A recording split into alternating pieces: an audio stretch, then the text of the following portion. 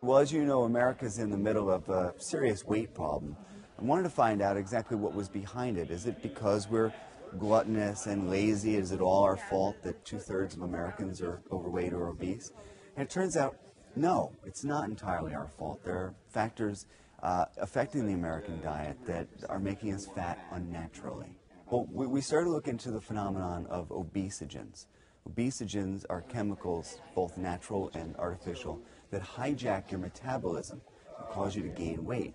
So I designed a diet that would help avoid obesogens. And we get these from chemicals in plastic, from feed that is given to animals, and even from things in water. Boy, just about the best way to lose weight and to avoid obesogens is to cook more at home. You control the food line, and when you're cooking, you know exactly what's in your food. Well, research has shown that sugar alternatives may be contributing to the obesity epidemic. Studies show, for example, that for every diet soda you drink on a daily basis, your risk of being obese goes up 41%. And we think it has something to do with the way that the sugar alternatives interact with our metabolism.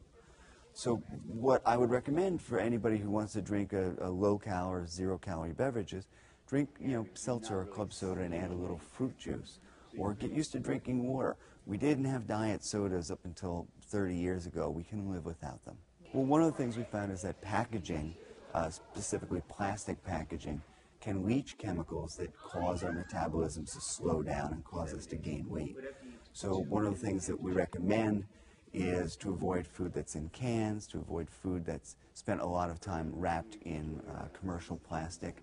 Using plastic at home like saran wrap or Ziploc bags, those consumer products are much safer than the commercial. For both sexes, and particularly for men, I would say one thing you can do is avoid soy products.